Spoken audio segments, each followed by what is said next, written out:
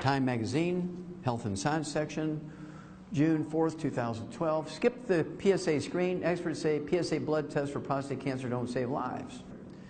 Richard Ablin, the scientist who discovered the PSA test, calls the testing's widespread use a public health disaster because it gives a 98% false positive, gives the doctors permission to kill you. Prostate cancer does not kill anybody. If you have prostate cancer and you die, it's always from the treatment. It never goes to your liver, your lungs, your brain. It never kills you. It goes regionally. It'll go into your pelvic bones, your lumbar vertebrae, and your leg bones, but that's it.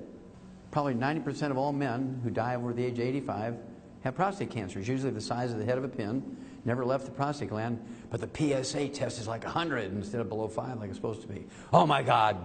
You got to get treatment here. You're dead. Anything on for prostate? Yes.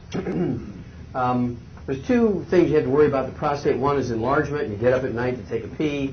You have a struggle getting a stream going. You have to urinate and all kinds of stuff like that. And there's prostate cancer.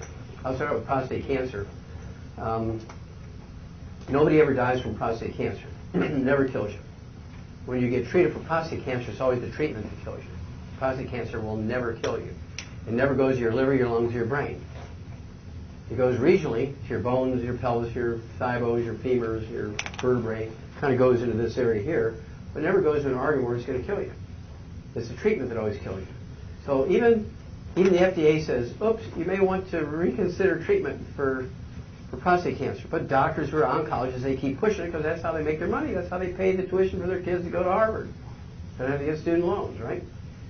85% of the men who die after 85 have prostate cancer. It's usually the size of the head of a pin.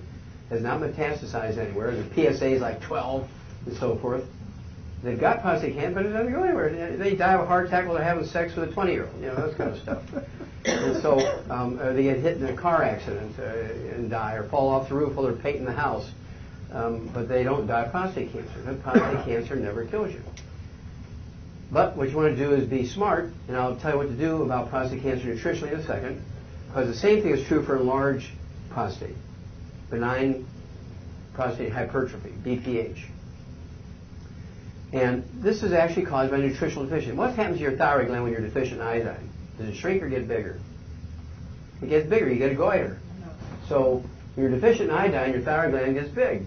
What happens to your prostate gland when you're deficient in selenium? It gets big. See, so selenium deficiency causes benign prostate hypertrophy.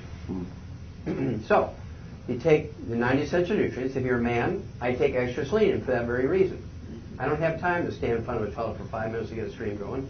And so, I take 3 selenium twice a day in addition to my 2 healthy start, actually 2 healthy bone and joint packs. I take 2 bottles a month of selenium, 3 bottles a month of selenium, so I take 3 twice a day.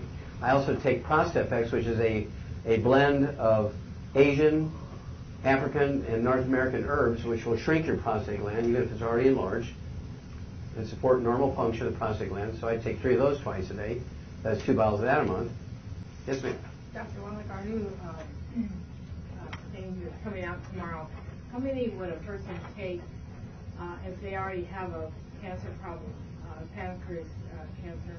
How many would they take? If a person already has a cancer problem, I would kind of double or triple the dose, because this stuff is designed to knock off the bad cells and support longevity and health of the good cells, which sort of crowd out the bad stuff, right?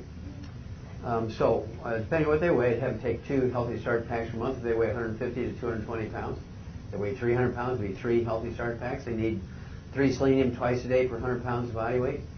I'd also give them the, I've got to be careful not to name the product. The Z radical, which is a different thing. I'd give them 2 ounces a day for 100 pounds of body weight. If they get diarrhea, cut it to 1 a day, but start them out with 2 twice a day. The Z radical. And then when this new product comes out tomorrow, I'd order that for them immediately and at least give them 4 a day, 2 twice a day. That'd be minimum. I'd go whatever they can afford comfortably. More wouldn't hurt? Nope. Remember, there's a bell-shaped curve, and we're talking about, based on cell cultures, we're talking about the average dose that did the job here. Myself, I'm pointing out the center field, so I'm doubling and tripling and 128,000 times and that kind of stuff.